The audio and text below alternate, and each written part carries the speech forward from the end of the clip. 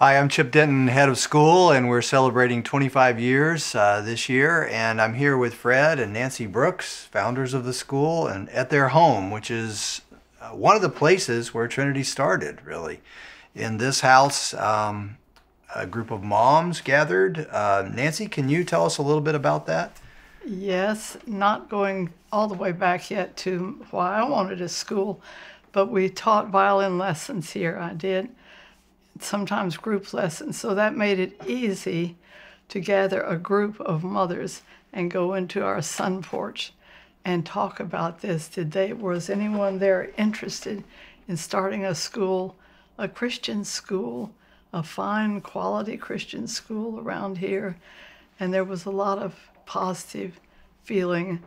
Nikki Bojanski volunteered to teach such and such. Different ones in the group said, I'd be happy to teach this course or that course. I probably still have the posters we made that day listing curriculum and who would be interested in doing it. So that was a start.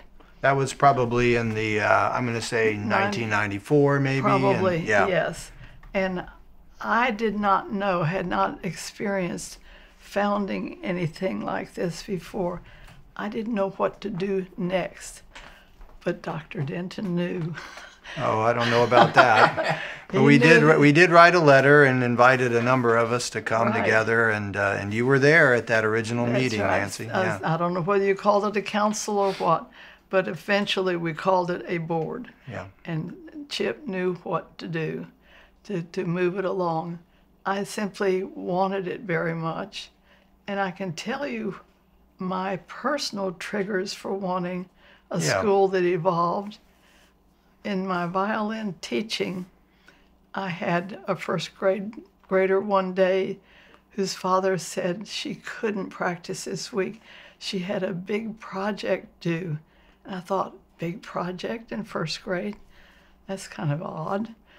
And I had a fourth grade mother tell me that when her daughter, who was very able academically and musically, when she got home from school, she had time to ride her bicycle around the neighborhood once and then come in and get to work until bedtime. I thought, where's your leisure? Where do you read? Where do you just play? And then I was... So there's the birth of Trinity's unhurried education right there at the beginning. Yeah. And don't push down the academics with it.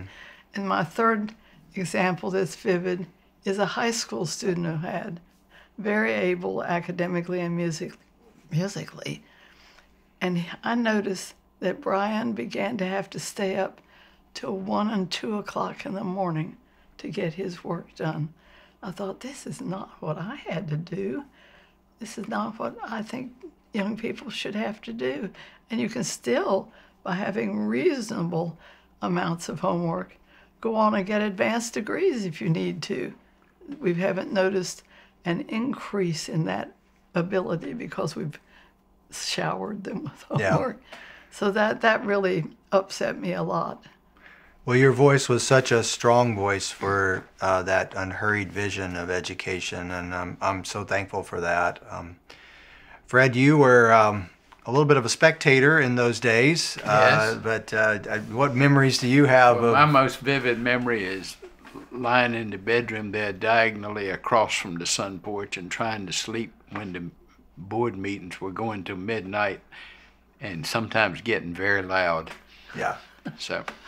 Yeah, Fred and Nancy have this wonderful octagonal sun porch out there, and we were, the board would gather out there and meet at least every 2 weeks, if not every week, till, almost midnight. Whenever. Yeah, lots of work to do. Yeah. Lots of work to do. Yeah. Because you had to run the school. Yeah, and every question was a new question that we hadn't taken up before, and it's, That's right. But it was all very exciting, and we're thankful for your leadership, and you've been faithful 25 years now involved in this school. If something's really burning in you, you'll keep on doing it. Yeah. You don't just start it. I mean, you've been there 25 years, burning away too. We've been, well, it's been a joy to work with you and to get to know you.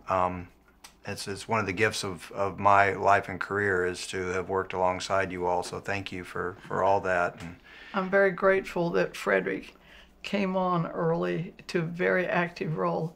He's very good in meetings.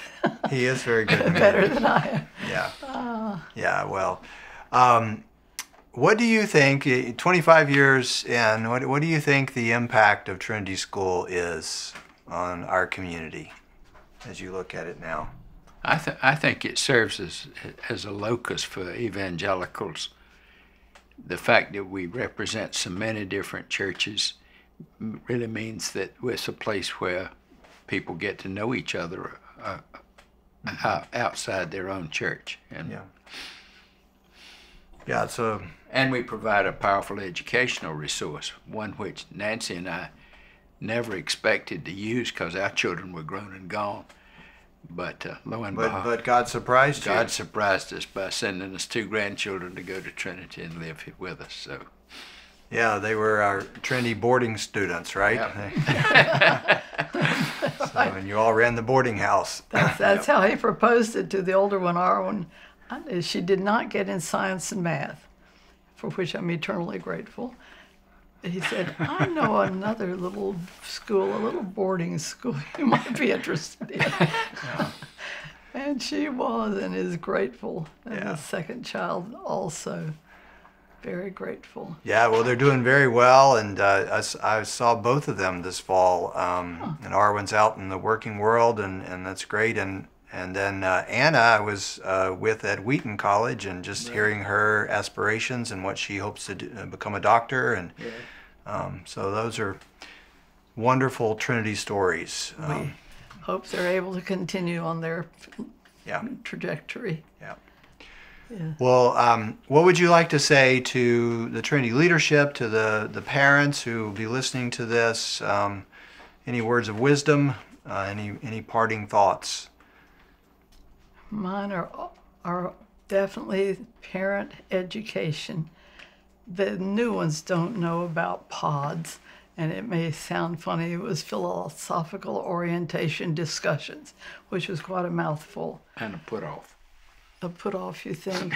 Well, we got some people Yeah, we there. needed a name change there, but it was. But the idea was that The idea was good, and we would choose different people, like maybe all from the board, I'm not sure about that, who understood the school and would lead the evening discussions in different rooms at the school, a gathering maybe of about 10 parents.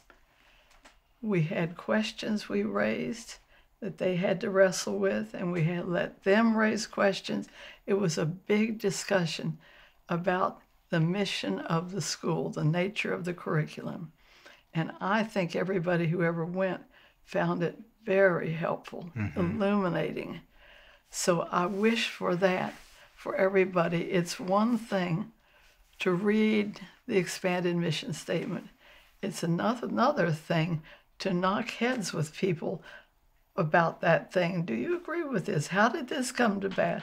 What is good about this aspect? Really talk about it. And so that's what I long to see. a deep engagement of all of our constituents, especially our parents, with the mission. Yes. Yeah. We knew from the beginning that we were swimming upstream, and we use that phrase Yep. readily. Yes. Well, you all have swum for a long time, and thank you for your faithfulness, and thanks for all that you have meant to Trinity and to me, and we thank you for leading, Yes. for leadership. well, you're welcome. It's been my privilege. I would say I especially appreciate your Christian leadership.